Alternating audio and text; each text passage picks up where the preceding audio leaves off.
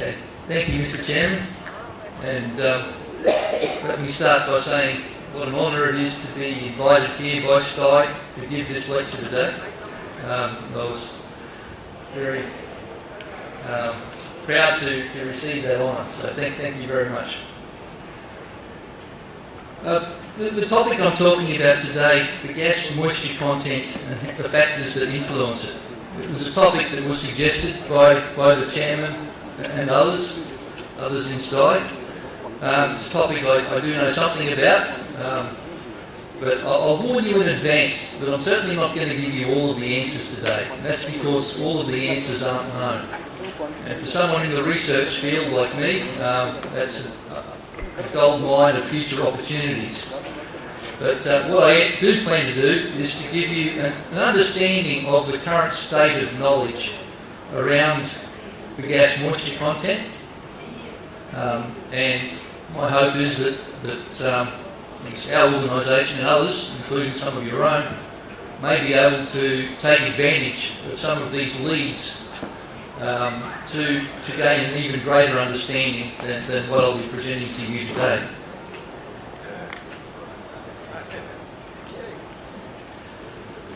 To start off with, I thought I'd start nice and simple and have a look at what Bagasse moisture content looks like.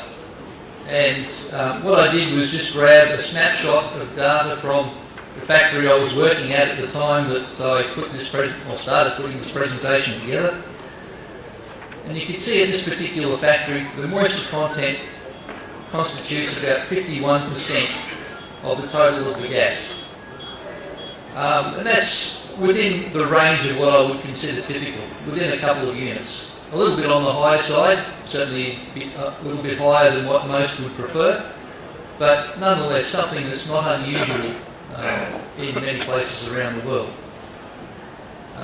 When I look around different factories in different years, I do see moisture contents that can get down to as low as, say, 44% at a minimum, or up towards 55, 56% at a maximum. There's, I guess, not necessarily a complete understanding of what allows a factory to get low moisture or high moisture, but we certainly do have some understanding of what can cause it. I wasn't expecting noise when this comes through, but Bagasse moisture content, I might move on from that slide. Bagasse moisture content is essentially a product of what happens in the final mill of the milling tandem. So to start to gain some understanding, and I'm not going to focus on what the benefits of low moisture are. I suspect that many of you would already know that. The challenge that I'm taking in this lecture is not to talk about why we want low moisture or anything like that. It's to look at how we can gain it. And to start the journey of learning, I'm going to start with something that, to my knowledge, originated back in the late 1950s or thereabouts, called the volumetric theory of juice extraction. And this is a fairly simple theory. We have a certain volume of bagasse that is fed into the final mill. In the final nip, the final pair of rolls in that final mill, there is an ascribed volume. And we are trying to fit the feed into that volume, that ascribed volume. And obviously it will not fit. If we consider the individual fibres, they are, in the scale of what we're talking about, relatively incompressible, and so is the juice. So we can't compress either the fibres or the juice. So when our large volume approaches the ascribed volume, realistically only the ascribed volume can fit through. The rest has to go somewhere else. And this simple theory says that the rest is expressed as juice. So our simple theory basically says that all of the fibre does stay in the delivery bagasse, and a certain amount of juice stays with it. And that certain amount of juice makes up that 51% moisture and some bricks as well.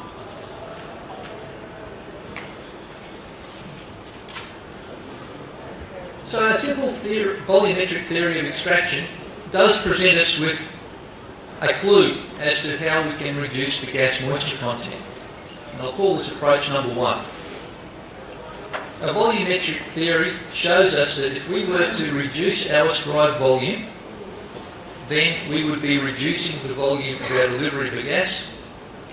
If we reduce our volume of delivery bagasse, we will reduce the amount of juice in our delivery bagasse. And since our juice is mainly consisting of moisture, we will therefore be reducing our moisture content. So there's our first clue. So let's now talk about what is ascribed volume. Well, ascribed volume, simply put, is the volume ascribed by the final pair of rolls, or at least in this definition, it's the final pair of rolls in the final mill, in a unit time. And if we consider that volume, which is, I can move the mouse around, so we've got this yellowish box here, which is the ascribed volume. And if we consider what makes up that ascribed volume, it's, well, like any volume, any rectangular volume, it's the product of the length of the three sides. One of those dimensions, L, is the roll length. That's something we can't do much about. Our mill has a certain volume, certain length, and there's nothing we can do about that, short of replacing our mill. The two dimensions you might think we have some control over is firstly this one, the work opening between the rolls, and secondly the surface speed of the rolls. So the surface speed is essentially the distance travelled through the nip in a unit time, which is the definition of speed. So by looking at our definition of ascribed volume, the two parameters that we can adjust, or that looks like we can adjust, are the work opening and the surface speed. And I guess surprisingly enough, it's not quite that simple. At least it's not that simple if we have a well-controlled mill. Now, let me talk about what I consider to be a well-controlled mill. Firstly, it is a mill on which the top roll is continuously lifting. And secondly, it is a mill which has its chute level controlled, so the chute level to a large extent is relatively constant. And if we have a well-controlled mill with those characteristics, we can't simply change either the work opening or the surface speed. So let's first consider the work opening. It's tempting to say we can just pull our delivery or our bagasse roll in further to reduce our delivery nip setting. Yes, we can do that, but in our well-controlled mill, where we have top roll hydraulics set at a particular pressure, if we do that, all that will happen is our roll will lift higher, and our work opening will not change. When it comes to the surface speed, in our well-controlled mill, our chute level control varies the speed of the mill automatically to maintain that chute level. So again, that's not a parameter that we can adjust. It's a parameter that is adjusted for us by our control system. So I guess looking very simply, our two parameters that we can adjust, work opening and surface speed, are not within our power. That doesn't mean we can't do something about it. So what can we do? Well, firstly, we can adjust our top roll hydraulic pressure. By increasing the top roll hydraulic pressure, we can increase the top roll load, which will reduce our work opening. And I'll talk about that in a moment. There's one thing to be cautious of in taking this approach, however. We need to make sure that our top roll shaft has sufficient strength so that when we do increase the load on that roll, we do not break it. So why is this a good strategy for reducing work opening? Well, our hydraulic pressure is proportional to our top roll load if that top roll is lifting.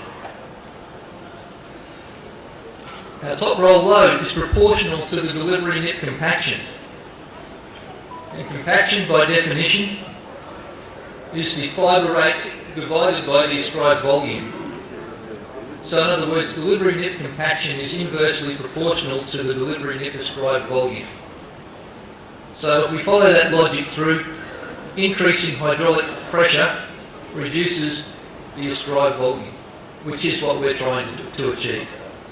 So there's one approach that we can use, provided we have enough strength in our top roll shaft. We really can't do anything, or there's not much we can do around the speed. For those of you who have heard me talk about mill feeding, there is some scope to adjust mill speed, but that's a whole lecture in itself, and I'm not going to be talking about that today. So I'll move on to what else we can do. Can we change the ascribed volume without changing the top roll hydraulic pressure? There are a couple of opportunities for us to do that. One is by improving the preparation of our bagasse so that it's finer. And the second is to make our bagasse softer. So let's first look at how do we make our bagasse finer. Well, the obvious approach is to increase the preparation of our cane. We have a very well-established relationship between the power or the energy that's absorbed by the cane and the preparation that is achieved. So if we can consume more power in our cane preparation devices, we would expect to get better cane preparation, and if we get better cane preparation, we would expect to get better bagasse preparation. The other opportunity is to increase the preparation that occurs in the mills before the final mill. Now the earlier mills, every mill in the milling tandem does prepare the bagasse finer. And again, it's a process we don't know an awful lot about, but I guess in concept it seems likely that the easy mechanism for doing that is just to squeeze harder. If we squeeze harder, we will do more damage to our bagasse fibres. We will be making them shorter. So if we do increase the loads on the earlier mills in our tandem, we would expect that by the time we get to our final mill, we will have finer bagasse, and on that mill at least, be able to reduce our ascribed volume without increasing our top roll load.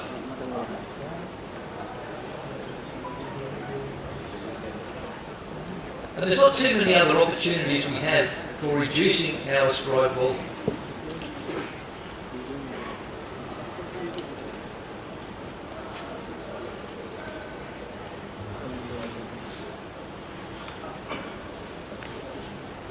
Except this one.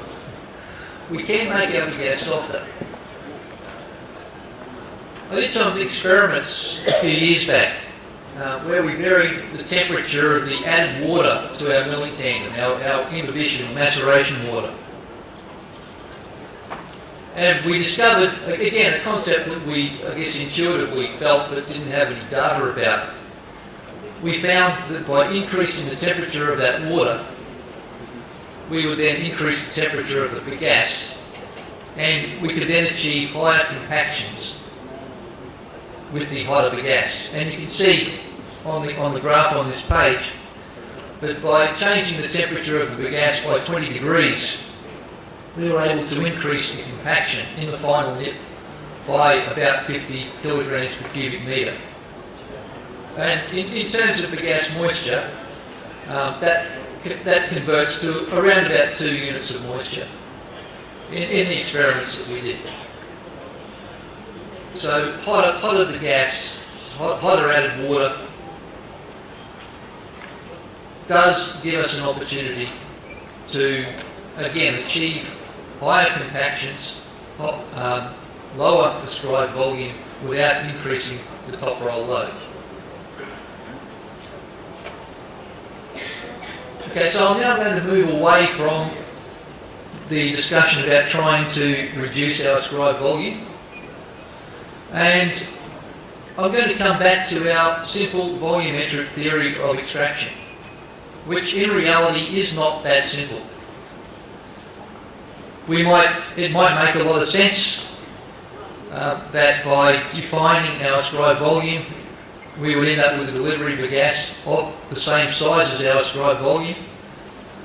But the reality is that we inevitably end up with more bagasse than our ascribed volume would indicate. And the difference between what we expect and what we get is what we term reabsorption. And to a large extent, what I'm going to be talking about for the rest of this lecture is reabsorption. What we know about it, and probably more to the point, what we don't know about it. But it is, in my mind at least, the best opportunity for reducing our bagasse moisture content.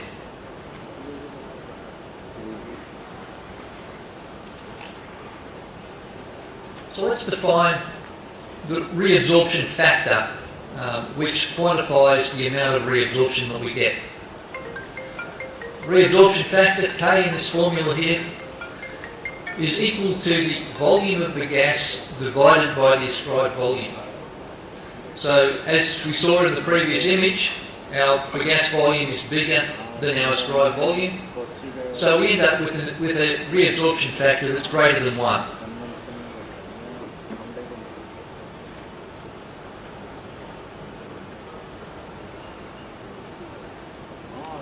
The definition of ascribed volume, the definition of reabsorption factor includes ascribed volume.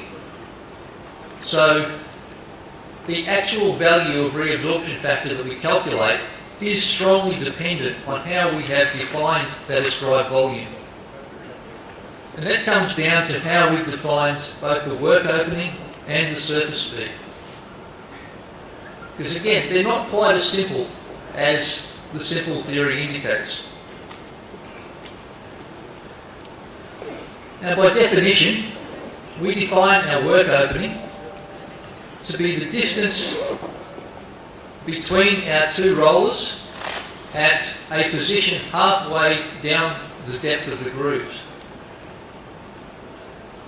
Now, if we have a nice geometrically shaped groove, like the one that I've drawn up here in AutoCAD, then you can cut across the groove at the position of the work opening, and that little bit of tip that we have there will fit exactly into the root of this next groove. So the concept of work opening is to try and work out what the average opening is across the roll length, taking into account the fact that our rolled surface is not flat.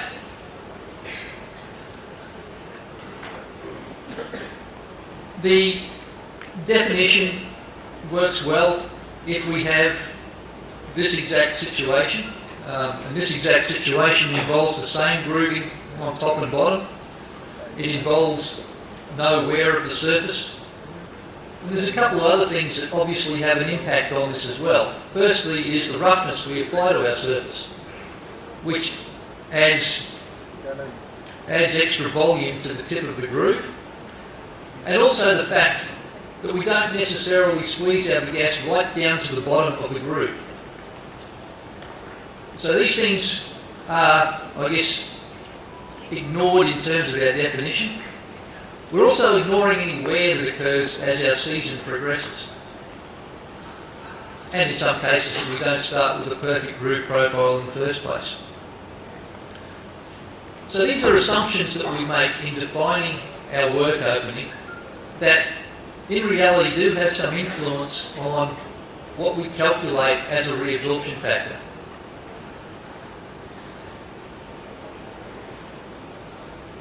The definition of surface speed is also similarly affected. Our surface speed is defined at the same location that we measure the work opening, so it's halfway down the depth of the groove.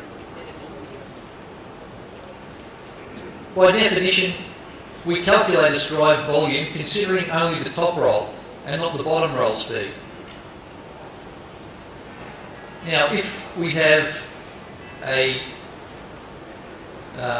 independently driven bottom roll, if we have pinions on our top and delivery rolls that have different numbers of teeth, if our top and delivery rolls have different diameters, then the surface speeds of those two rollers will not be identical. But our definition is our definition, which says that we consider only the top roll's surface speed. So I guess the definition of ascribed volume does affect what we end up with as a reabsorption factor, and depending on how you look at it, either helps or hinders our investigations to try and understand what makes up a reabsorption factor.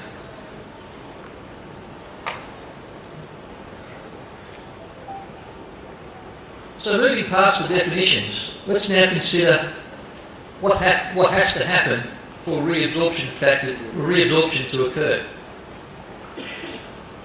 Well, I guess in simple concepts, we have to have more bagasse passing between that pair of rolls than is indicated by our ascribed volume definition. We need to consider both fibre and juice in determining what makes up reabsorption.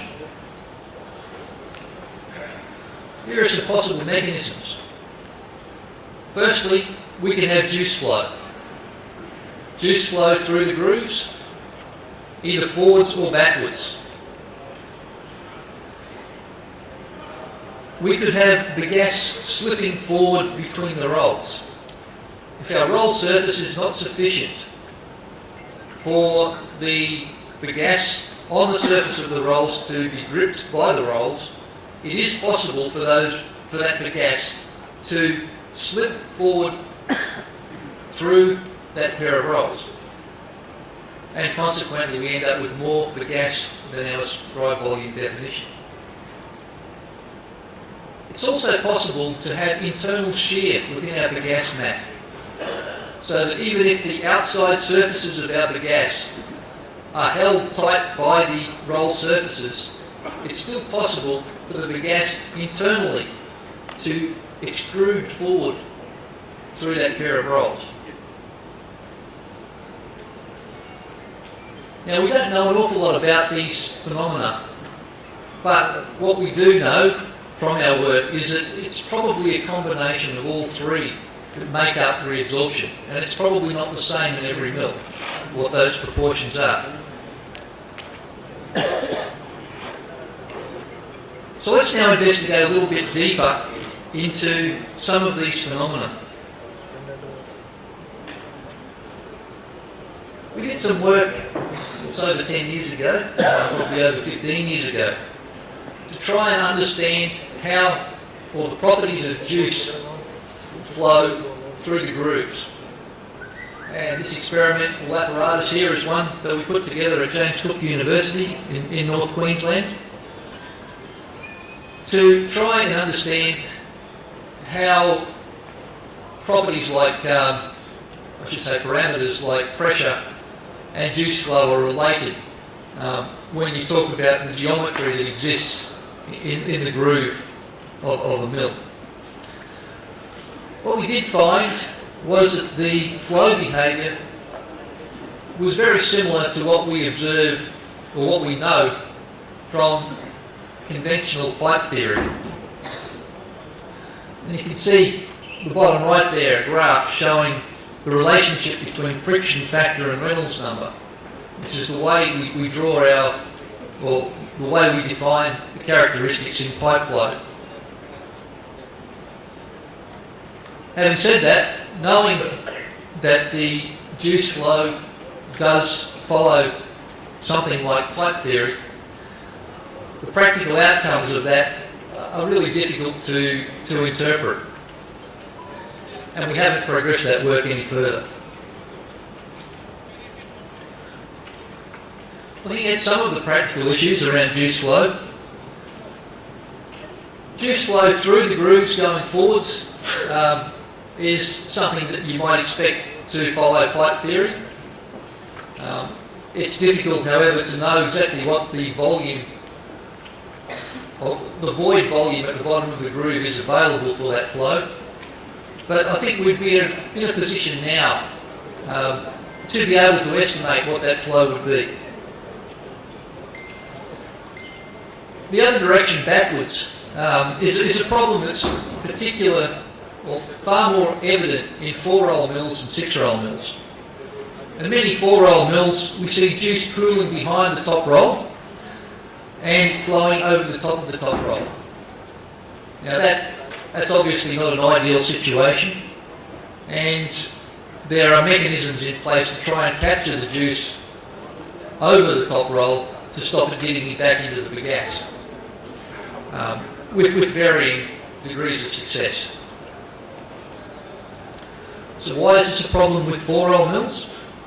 Well, if you consider the 6-roll mill situation, which is the top drawing here, we have a pressure feeder chute at an angle, and the angle that's made does present an opportunity for quite a large pool of juice to exist behind the top roll, and for that large pool of juice to have enough head and enough time to drain to the side of the mill, and enough opportunity for the side plates in the mill to have enough space for that drainage to occur. When we look at the 4-roll mill, however, we have a vertical feed chute feeding directly into the top, towards the top roll, and that juice space is much smaller, so it doesn't take much juice to build up before that juice overflows. There are a number of technologies in use to reduce or eliminate that juice pool behind the top roll. One that seemed to particularly gain popular in the previous decade was the idea of juice suction systems, particularly popular in Brazil. So the idea was to have a vacuum extraction system that sucked the juice away behind the top roll before it flowed over the top of the top roll. I had an opportunity to do an experiment in Argentina back in the early 2000s. And on the factory I was looking at there, on the final mill, we found that the juice suction system was providing a benefit by reducing moisture content by just over 2 units, which is about a 5% reduction in the reabsorption factor.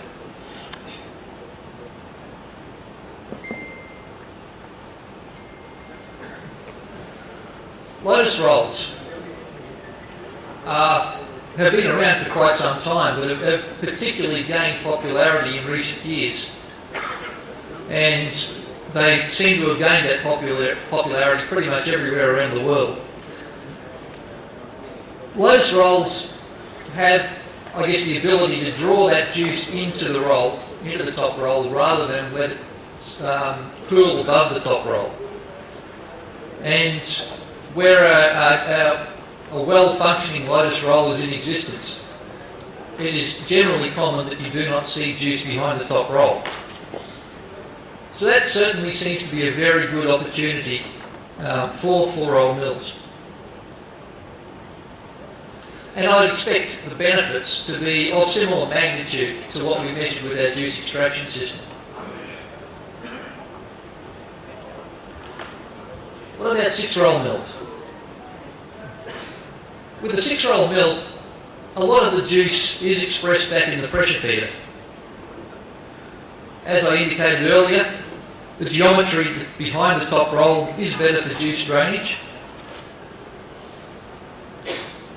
One of my colleagues, Clyde Garson from Bundaberg Walkers in Australia, presented a paper at this year's ASSCT conference where he talked about the work that Bundaberg Walkers did on their design of Lotus Roll some years ago. And the work that Clyde did was quite thorough. But in terms of the benefits to the 6-roll mill, his results were not conclusive. His best conclusion was that it did suggest that there was a small improvement in bagasse moisture, provided the holes in the Lotus Roll do not block.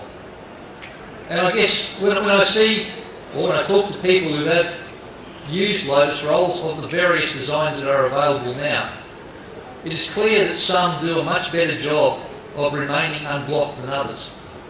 And you would expect that those that do well could possibly have a benefit, or a larger benefit. But as Clyde has indicated, the results are not conclusive at this stage.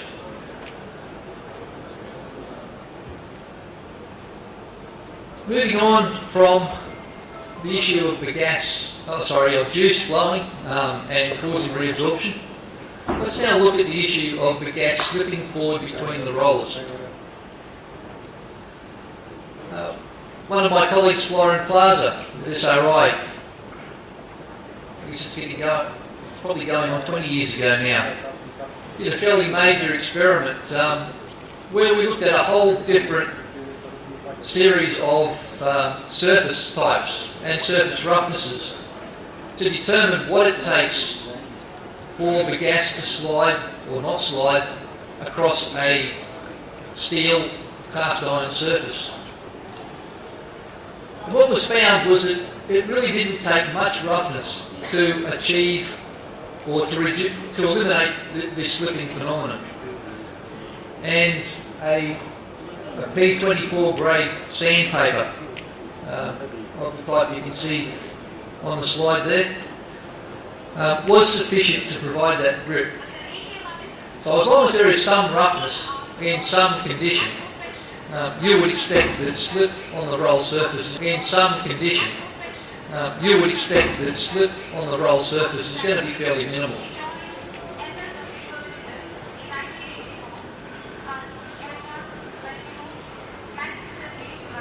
The third phenomenon, that of bagasse internally shearing, is a very complex behaviour to try and understand.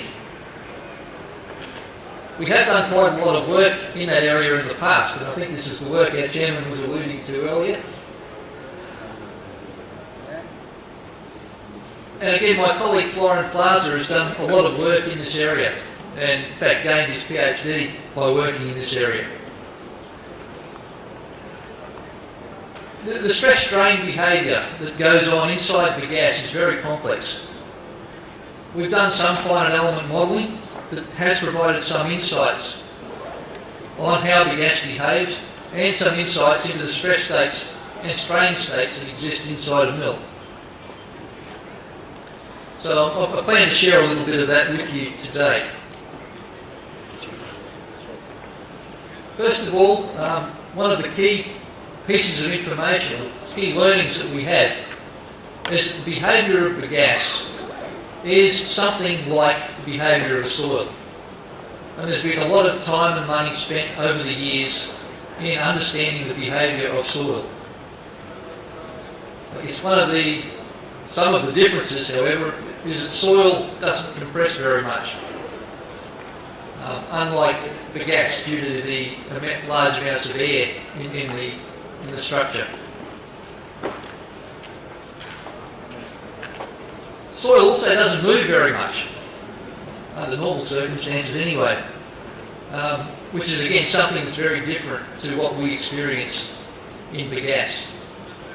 We have large deformations, which takes a little bit outside the comfort zone of what people in the soils world can understand. But nonetheless, we have had some success in modelling bagasse using critical state soil theory. So with this theory, we define bagasse as an elastoplastic material. We haven't done anywhere near enough work to establish exactly what the shape of the yield surface is. So I've shown on this slide here the current shape that we are using on that yield surface. And so to understand what we're looking at here, the x-axis, or the p-axis in this case, is an axis that defines the mean stress on the bagasse. And the q, or the y-axis, defines what's known as the deviated stress, which is something along the lines of the shear stress. And as a general rule, our bagasse lives inside that surface. And while we're inside that surface, our bagasse behaves like an elastic material. But when we compress our material enough, we eventually come out somewhere on that yield surface. And once we reach that yield surface, then what happens is that we move into plastic deformation, and we are increasing the size of that yield surface. We understand very well how the yield surface grows. That's one of the things that's very easy to determine. And you can see here a graph of vertical pressure against void ratio or specific volume, a volume-based parameter. So here's some of the behaviours that we have measured in our bagasse. Firstly, if we just have a box full of bagasse and compress it, simple one-dimensional compression, then our bagasse compression follows what's known as the normal compression line or the normal consolidation line. The normal compression line or the normal consolidation line. And that line would continue down much further if we were to press hard enough. Now at some point we are going to release that pressure. And when we release that pressure, we then see elastic recovery. And our elastic recovery occurs, oops, I'm not controlling my mouse very well, it occurs at a different slope. So although we might have compressed our bagasse this much, when it recovers, it'll only recover a little bit. I'm sure you all understand that concept. If we then compress it again, it will compress again along that same line because it's elastic behaviour until it reaches this end point here, when it will change direction and again follow the slope of our normal compression line. That's very well established behaviour.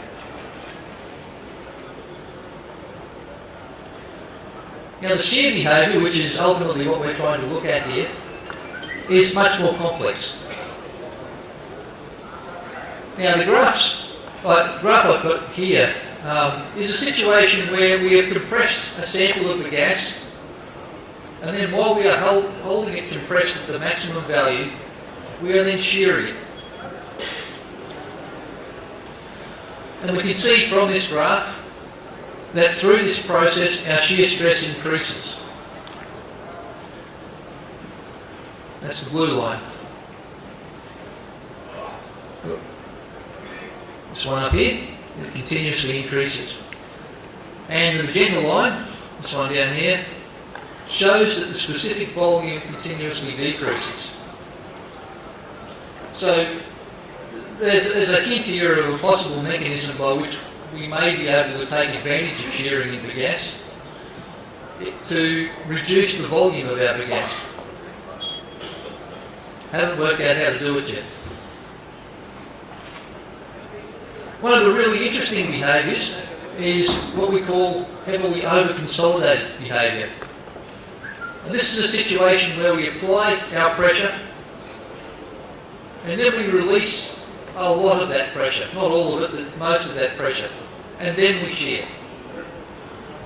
And in this case we see some very different behaviour.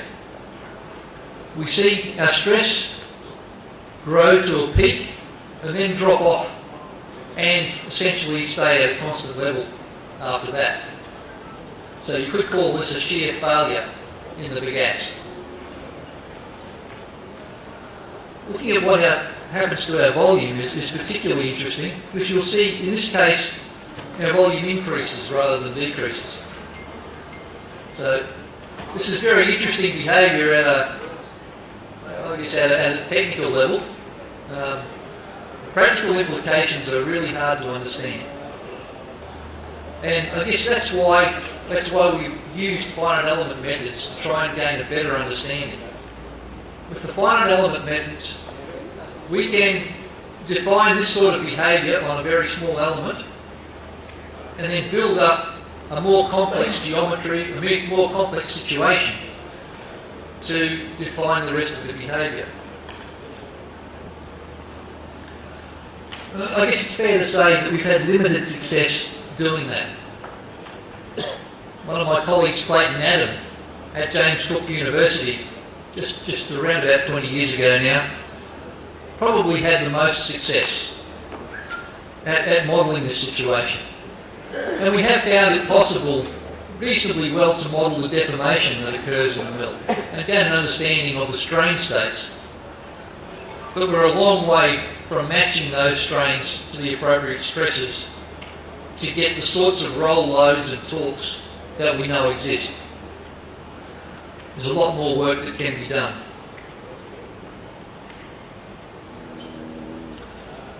So from that modelling work, what are our conclusions? Firstly, we do have some understanding how bagasse responds under simple deformation states.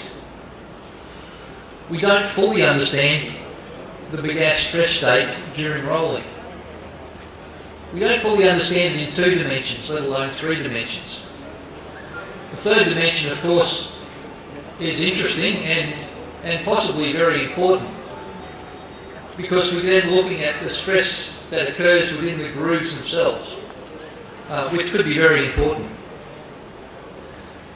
And I guess not surprisingly, we have not yet been able to determine how to manipulate this shear behaviour to reduce our reabsorption. So I mentioned very early on that there's still plenty of opportunities for further work in this area. And it's an area we'd love to do some more work in. So that's looking at, I guess, from a fairly fundamental approach. There are some other things that happen with reabsorption that we've gained some knowledge of by more empirical methods. Some of the options that we believe have an impact on reabsorption without really understanding: the profile of the grooves, the roughness of the roll surface, the mill ratio, trash plate design and setting, and mill control. To finish up, I'll just quickly go through, or not so quickly, through these other options and what we know about them. My colleague David Copeler at James Cook University, about 15 years ago, we were involved in a project to try and gain some understanding of the effective groove profile. And we took a fairly simple situation, again a simple compression test, where we looked at different grooved surfaces. You can see the types of grooved surfaces here. We had small pitch grooving and large pitch grooving. From memory, I think they were 17 millimetres and 50 millimetres. We had small angle grooving and large angle grooving that, again, from memory, I think was 30 degrees and 55 degrees. And what we found from those compression tests was that we ended up with lower moisture when we had higher pressures, when we had bigger samples, which essentially mean bigger work openings, and when we had wider angles. I guess we do understand the higher pressure thing. That's our higher roll load coming back again. The larger sample, work opening, I think we've got a reasonable understanding of that one too. The wider angle, well, not so much. And I'm not sure the wider angle is reproducible in a milling situation. So to try and gain some sort of knowledge, some sort of understanding of what impact wider grooving might have, we considered just the simple geometry of a block of bagasse between two roll surfaces. If we consider the way that bagasse may be formed, one option is that all of the tips of the grooves form sufficient points of contact to support the bagasse, so that what we end up with is a simple compression, as shown in the top right. The other option, of course, is that the tips of the grooves are not sufficient to support the bagasse, and the bagasse bends around the grooves. It's possible that bending around the grooves is a good thing. I'll soon tell you something contradictory to that, but if we consider what that might mean, it means that the top and bottom of the bagasse blanket is continuously supported all the way around, as opposed to only at individual points in this case. In this case, you can imagine there's nothing to help the compression here except what we get from the tips. Now, I'll give you a different slant on that very soon. And what I'd like to talk about is something that we've again observed from this series of experiments that we found very interesting, and we suspect it does have some practical implications. We identified two different groove penetration mechanisms. The first that we're calling a folding failure, and the second that we call a tip shear failure. And from the work we did, it seems that the groove pitch and the sample mass are the two parameters that affect which failure mode we observe. So first, let's look at what we call the folding failure. And it's largely what I showed you with the wide angle grooving. We start with our bagasse mat between the grooves, and then as the rolls get closer together, we start to compress. And you can see here our bagasse is folding down between the groove surfaces. And ultimately we end up with bagasse filling most of the spaces between the groove surfaces. That's what we call a folding failure. The other option that you can see here comes from the thicker sample, in other words the bigger work opening, where we are doing a better job of supporting this bagasse across the tips of the grooves. And in this case, essentially what happens is that the bagasse compresses. And as it goes down into the groove, it's still largely compressing, it's not bending. And we end up with a point where the shear force at these points on the tips of the grooves are so large that we shear through the bagasse blanket. And when we pull these samples out, it's very clear that we have these shear planes. My colleague Dave Copeland spent some time in sugar mills after doing this, and in some cases he was able to observe similar behaviour in the mill. So what this is telling us is that if we have large pitch grooving or small work openings, so that we end up with our grooves in mesh at the nip, we are probably going to end up with a folding failure. Now when we are folding bagasse, we are spending energy in making that bagasse bend. And while we are bending bagasse, we are not compressing bagasse. So some of the energy that's exerted by our rollers is being spent bending the bagasse rather than squeezing, reducing its volume and consequently reducing its moisture. Now, if we have smaller pitch grooving or we have bigger work openings so that our grooves do not end up in mesh, then we're in with a better chance of having a greater proportion of compression and less bending. So from considerations of bagasse moisture, we would think that small pitch grooving would generally be better, and historically we've always thought that. We've gone away from small pitch grooving not because of the moisture, or not because of concerns about its ability to produce moisture, but because of our ability to maintain small pitch grooving in good condition. It's very difficult to roughen, to arc the grooves when the pitch is small. You cannot get welding torches down to do so. So our grooving has gotten bigger, largely because it's easier to maintain the bigger surface. There's no point having perfect or very good bagasse moisture reduction at the start of the season if you lose your groove profile in a couple of weeks.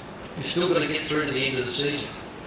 It's generally better to have slightly bigger pitch grooving that you can maintain through the season and achieve more consistent performance. If you're going to have larger pitch grooving, like most cases we do have these days, then it's ideal to have bigger work openings. Bigger work openings, generally speaking, mean lower speeds, and in the case of many of us where we're trying to increase our rate, that's a difficult trade-off, and that's where I guess 6-roll mills do better than 4-roll mills, because we can operate a 6-roll mill with the same rate at a lower speed.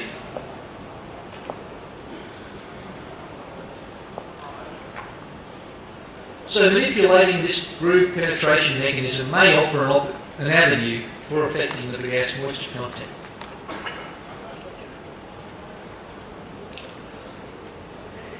So we talked earlier about the importance of friction on the roll surface for eliminating slippage, and historically we've roughened the roll surface to avoid that. Now, one of our factories, I guess I'm going back about 30 years ago now, used to make regular measurements of reabsorption factor, and he used that as a method of determining when he needed to arc his rollers.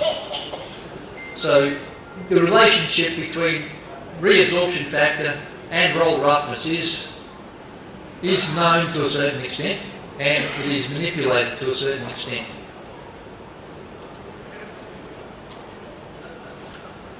Let's now move on and talk about mill ratio, or the ratio of ascribed volumes between the feed side of the mill, up over here, and the delivery side of the mill. Now, a low mill ratio means that we are squeezing harder on the feed side. If we are squeezing harder on the feed side, we are expressing more juice on the feed side. That seems to be a good thing. If we're expressing more juice on the feed side, then that juice has no opportunity to be reabsorbed on the delivery side. So bringing our mill ratio down to a point makes good sense. However, because we operate at constant top roll load, as we squeeze harder on the feed side, then a greater proportion of our top roll load is spent on the feed side. If we're spending more load on the feed side, we have less load available to spend on the delivery side, which means our delivery work opening, or delivery ascribed volume, will have to grow a little bit.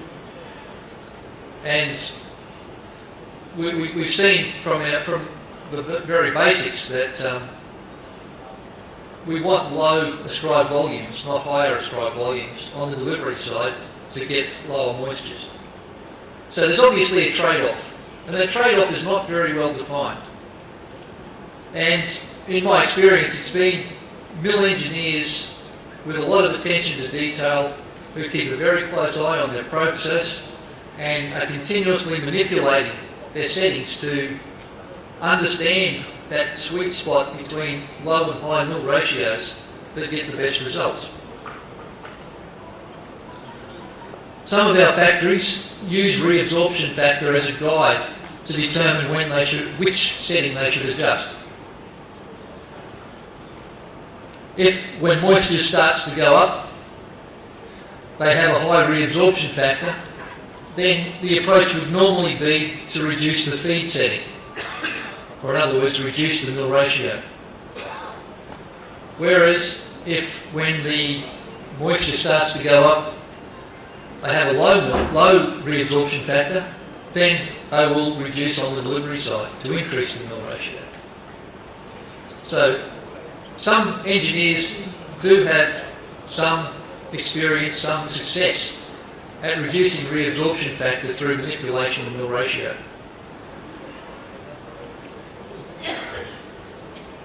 Trash plate designs and settings. I'll just say that I expect trash plate design and setting will affect reabsorption factor. I have no real evidence to suggest how or to suggest what we really should be doing about the trash plate to minimise that. Through the world's sugar industries, there are a lot of different designs of trash plate and a lot of different settings, and they all seem to function to various degrees. So simply going out and looking doesn't tell you much about what's good and what's bad. So a couple of insights that I've gained over the years. Firstly, we do waste a lot of energy through our trash plates. I found in some places where they have high trash plates, in other words very small trash plate settings, that the high trash plate can cause excessive roll lift. In other words, the positioning of the trash plate is such that rather than the load falling on the feed and delivery nips, it's falling on the trash plate, which means that we're wasting load pushing the gas across the trash plate instead of getting it squeezed between the rolls. And when we're in that situation, I think you could assume that the trash plate is too high and that we're certainly not helping our reabsorption factor. Our experience with independently driven rolls on our 3-roll mill have shown us that the feed roll torque is about the same size as a delivery roll torque. And my best guess, the theory that I put together back in 2001, was that the reason the feed roll torque is so high is because it's actually the thing that's pushing the bagasse across the trash plate.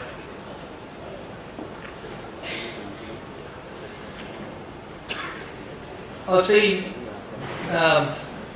mills manipulate the trash plate setting a little bit and adjust the amount of feed roll torque.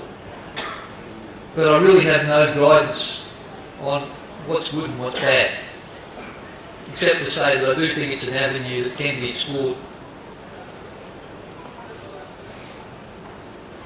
So moving on now to the last of my list, mill control. I've got no doubt that good mill control can lead to lower reabsorption factors.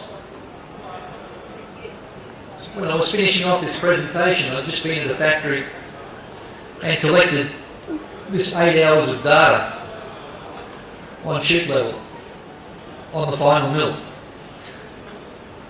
And what we can see in this 8-hour period, this chute emptied twice for only very brief times. And it was almost exclusively between 40 and 60% from a set point of 50. Now I consider that to be pretty good control. And generally speaking, when our mills are well controlled, and I've shown chute level here as the control parameter, but I'll say the same for top roll load control or top roll torque control. If we can have very consistent values for roll load, for mill torque, for chute level, then we can generally get lower reabsorption factors. So it's another parameter that's part of the mix. So with that, I'll finish up this talk. I guess I'd like you to go away with the knowledge that there isn't a simple recipe that shows you how to get low gas moisture. And I'd like to think many of you would already know that. What we do know, it's not an exact science. There is a lot that's still unknown. Some factors are particularly well understood, such as top roll load. Many others are difficult to define, and a lot of the area of reabsorption is still in that difficult to define category. So in this presentation, what I've done is to, I guess, share a lot of the insights that we've gained through the more fundamental work that we've done, aimed at reducing the gas moisture content. In some cases, we have some guidance on what to do and what not to do. In others, we have some ideas that these things are important, but what to do is still unknown. Now, I suspect that there are some amongst you that in some of these areas will already have some of your own insights, and I'd certainly encourage you to share those insights here this afternoon while we have our question time available to us. So with that, I'll say thank you very much again for this opportunity to talk. Yeah, can we have the question, please? In a well-controlled milling, how we calculate this absorption factor? Sorry, I couldn't hear that. The question is, in a well-controlled mill, how do you compute the moisture factor? Absorption factor. Okay. Well, we use bagasse analysis to provide the volume of bagasse. We use the cane fibre content to give us a basis for fibre flow, and then by calculating we use pole and moisture of the bagasse to calculate the fibre content in the bagasse, which gives us the bagasse volume. The ascribed volume, it's really about measuring the work opening and surface speed. With work opening, the best way is to have an online measurement of roll lift, so that you can add an average roll lift over a period to the setting that you can measure. I tend, and also same with surface speed. We measure, well, we know the roll diameter. We measure the speed continuously. I tend to do reabsorption factor calculations either over a period of a day or preferably over a week. But that's pretty much how it's done. So I've given you the ascribed volume formula in the presentation, and the volume of the bagasse, as I said, comes from the cane fibre rate and the fibre content in the bagasse. Mr. Gundurao, I think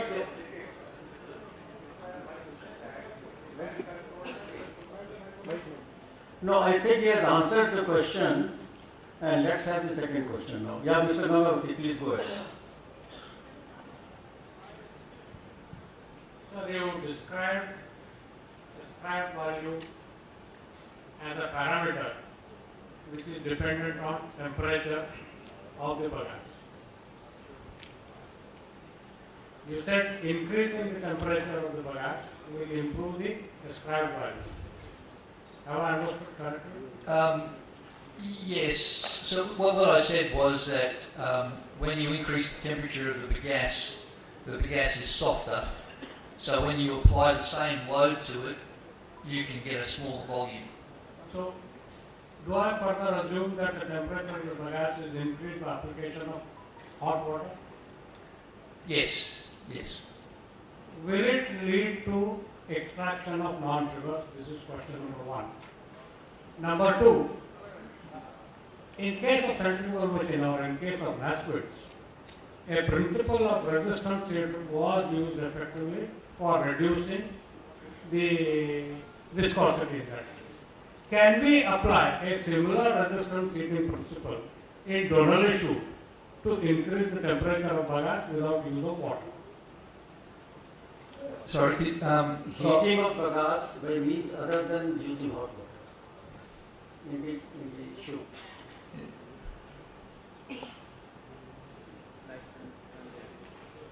it's an interesting concept that I haven't thought about before. Can I repeat? Please do, yes.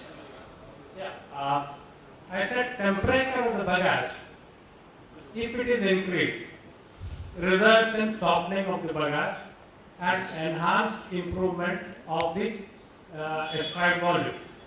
Yes, This is the hypothesis. yes. If this hypothesis is true, then how do we apply or how do we increase the temperature of bagasse? Is it by hot water? There is a limit to that because if you apply hotter water, more hot water, then it may lead to extraction of non-sugar. This is one observation. Second is totally unrelated to application of hot water, but an entirely different concept.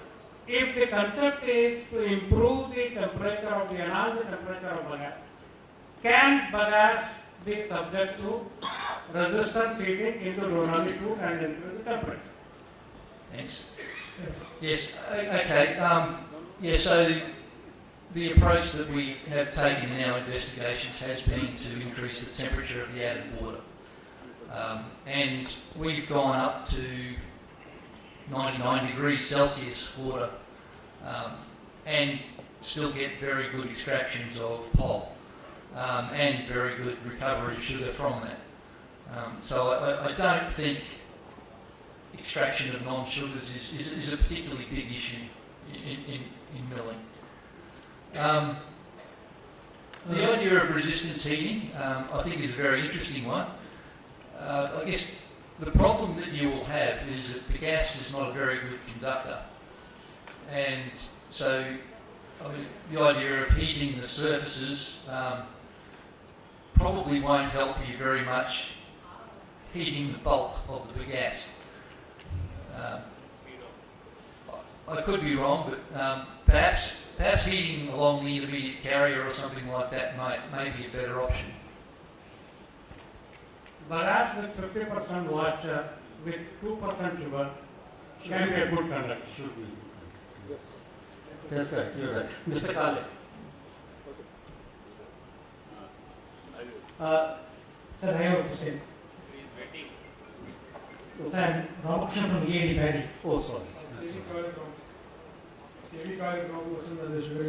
Yes. Sir, you said with the increase of preparatory index, increase the hydraulic pressure so that moisture will reduce. But it will reduce the desired working pressure, working gap. That will increase the reabsorption. On the contrary, when the PI is less, we have to increase the hydraulic pressure so that bagasse will be compressed and get the desired pressure. This is one. And another, you have said, shown in the graph that about 88-90 PI, we have shown about 48 to 50 kWh per ton fiber per hour power consumption, which is slightly, I think, higher. So first question, PI, when PI is increased, you said increase the hydraulic pressure.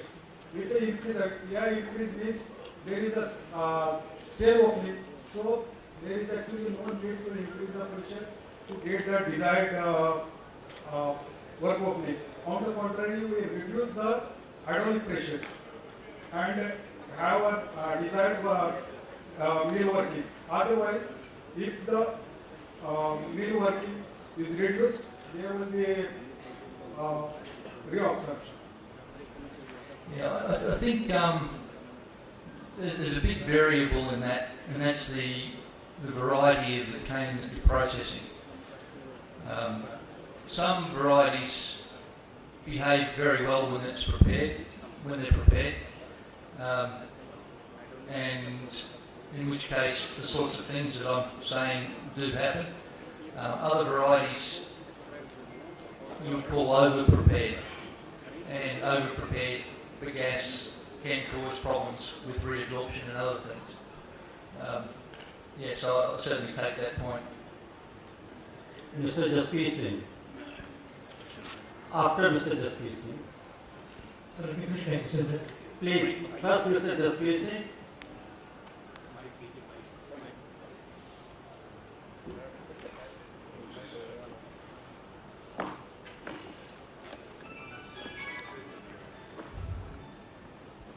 Thank you, Mr. Chairman.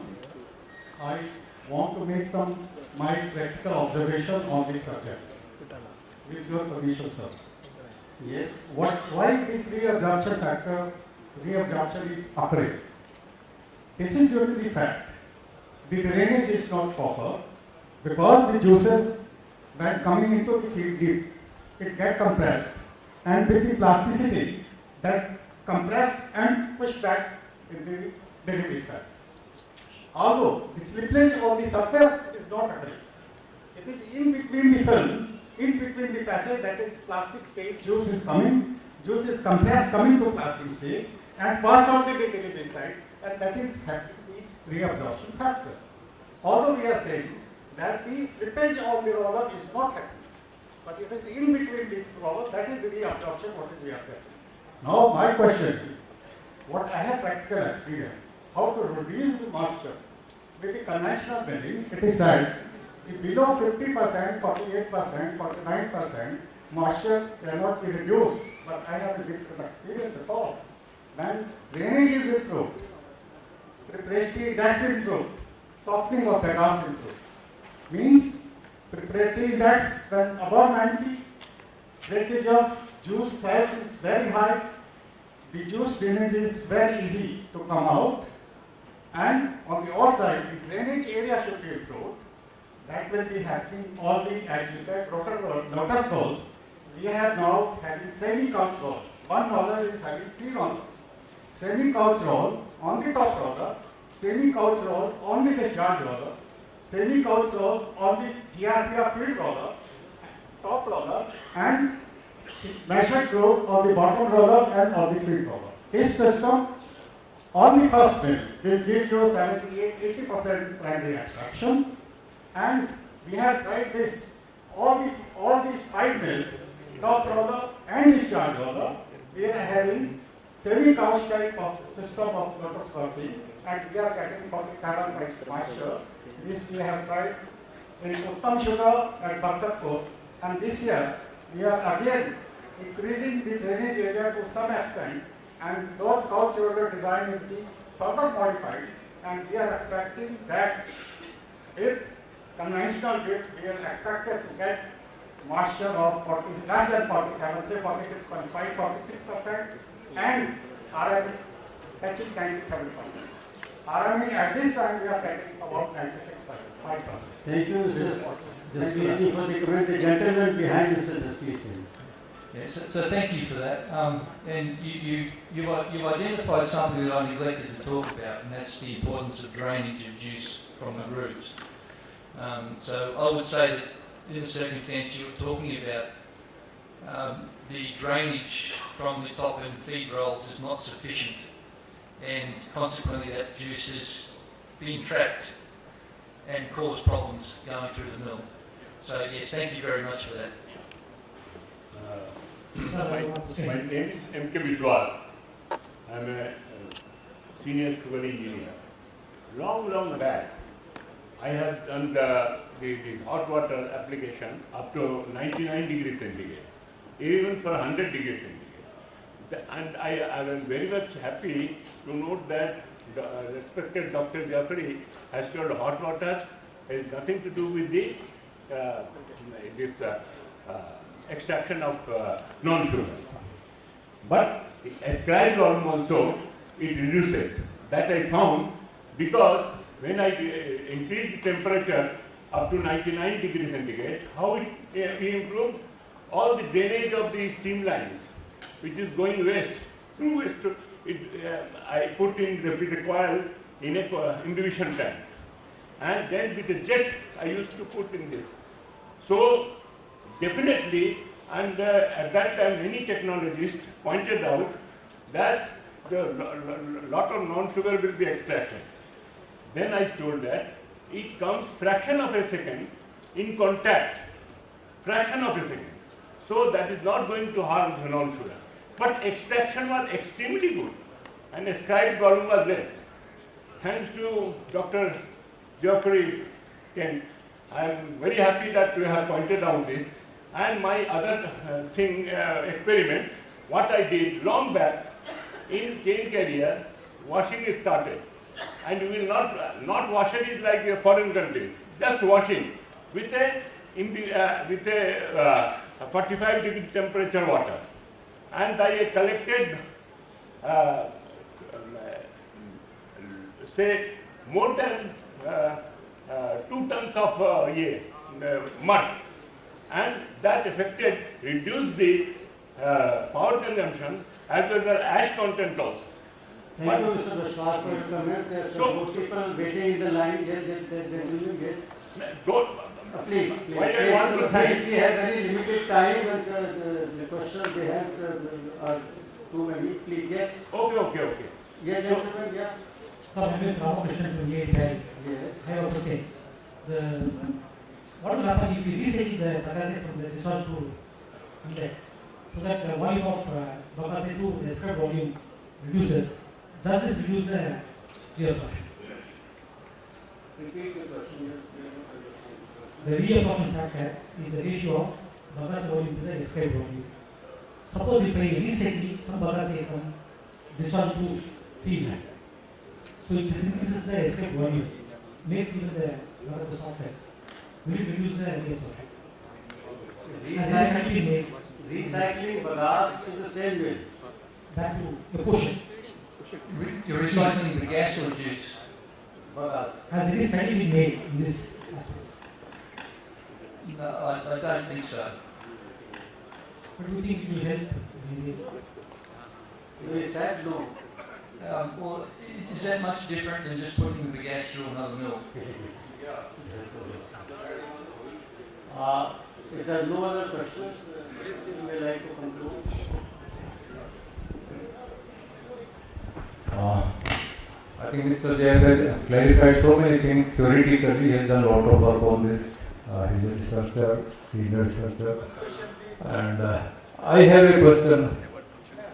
After doing all these studies, and suppose we adopt everything, whatever you have studied, what will be the outcome of the milling in terms of Bagasse moisture, in terms of Bagasse volume?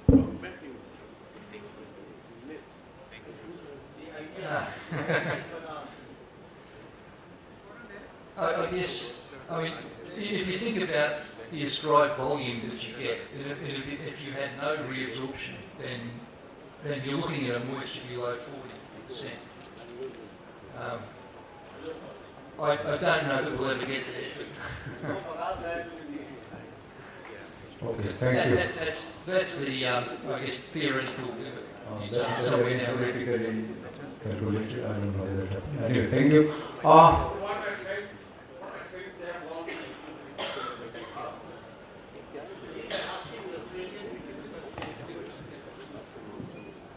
I guess our industry has suffered by increasing throughput through mills without replacing mills. And so mills that were designed for 300 tonne an hour are doing 500 tonnes an hour. And when you're limited like that with the equipment you've got, it's very difficult to reduce bagasse moisture.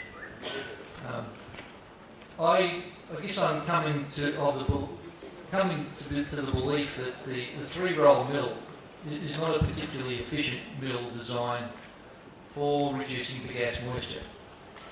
And there has been some work with two-roll designs, including some Indian designs, that I think potentially might be even better than three-roll mill options. But I'm not really in a position to be confident about that yet. Okay, I'll try to sum up in 4 or 5 minutes. We have some constraints in our Indian sugar industry, and we can convert those constraints into the facilitating factors. I listed out something. 2-3 साल पहले मैं एक paper भी दिया था, उसमें भी काफी कुछ था. Our only shoot is badly designed by all the designers. The shoot is like this. Top starts like this, then it comes vertical and then again. So the properly designed only shoot can give you a level with the shoot, and that will help like anything. Most of the factories have to modify their only shoots, and the designer should take care at the time of the supply of the plant. The next thing in Indian conditions, we are still operating 25 mm grooving, 32 mm grooving, and 38 or 40 mm grooving for the plant size of 3,000, 5,000, 6,000 capacities. This is a constant for the juice drainage, and it can be a facilitator if you go for minimum 50 mm pitch grooving. That is very much required. We have already tried in our mills. We are pressing 80,000 tons a day in our 10 numbers of sugar factories. The next constraint is the juice drain, reabsorption, juice drain. These are the two things which are happening. If the juice is not draining, it is reabsorbing. If the juice can drain freely, the reabsorption or the reabsorption factor will automatically get reduced. So we have tried in the last 4 or 5 years, we have used the trash plate behind the trash beam, and ultimately we find there should be no trash beam there should be no trash plate behind the trash beam, having minimum 50-60 mm of heel clearance, irrespective of the size of the factory. The minimum requirement is 50 mm heel clearance, so that whatever juice you are compressing the bagasse and you are extracting the juice should go freely to the drain. Then the next constraint is the roller lifts. In fact, if you have a only shoot and the constant, continuous, consistent feeding, you don't need a hydraulic pressure even. You can fix your top roller at the designed lift, because you have the shoot level, so you don't need to vary. The hydraulic pressure only helps when you feed poorly. At that time only it works, otherwise there is no role of it. Hydraulic top roller should be fixed, it should not be more than the desired level. Next constraint is our automation, use of automation. This is the most unfortunate part in our Indian sugar industry. We have the best quality of automation, we have the best quality of engineers, but the instrument engineers, they don't understand the process, and the process engineers, milling engineers, they don't understand the automation. So we are using the automation just as a safety device. Mill should not stop for any reason. So we have to improve our automation, because our cane feeding starts, which is a batch operation. There is no automation.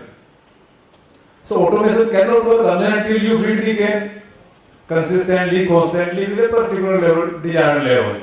So one has to work on this, how to put it, how to do it, and that can help you to use the automation as an efficiency tool instead of a safety tool. And this is our major drawback in our Indian sugar industry.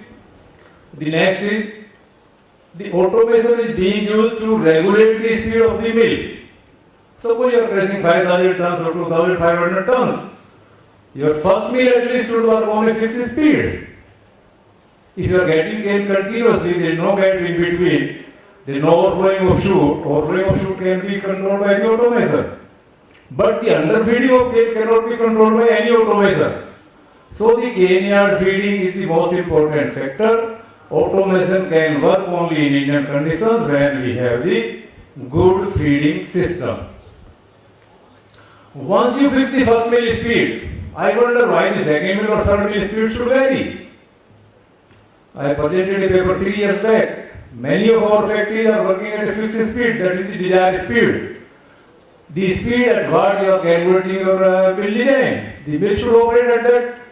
The only fluctuation of fiber, sometimes every moment or sometimes, that can be taken care by the height of the normal shoot. Unfortunately, we have the lesser height of the shoots, only 2 meters. Suppose we have 3 meters height of the normal shoot. It will never be dry.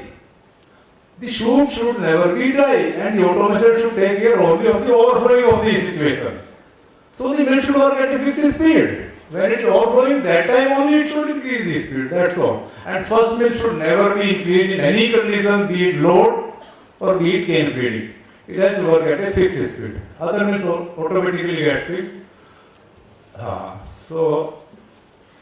Next, the maceration, arcing. These are the facilitators. Hot water certainly is helping. There was a question, non-sugar extraction. If you get 1 kg of sugar and you get 100 gram of non-sugar, what is the harm? Please do that. So, non-sugar will always be there. It is even with the cold water also. So, don't worry about that. Then, in our conditions, we have to have a higher maceration if we have higher recovery or higher sugar content in the cane. We need more maceration even when we have the less sugar variety but higher fiber. So the water is always applied more in our conditions, and that we need to do in a higher pouring cane because the clarification. If we have higher bricks, our clarification is not good, and then our sugar is not good. So we have to have all these constraining factors we can convert into the facilitating factors. Thank you.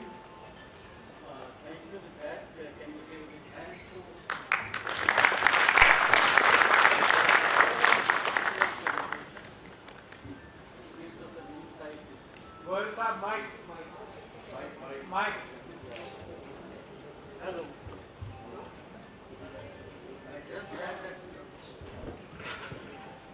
Let's thank Dr. Geoffery for an excellent presentation and giving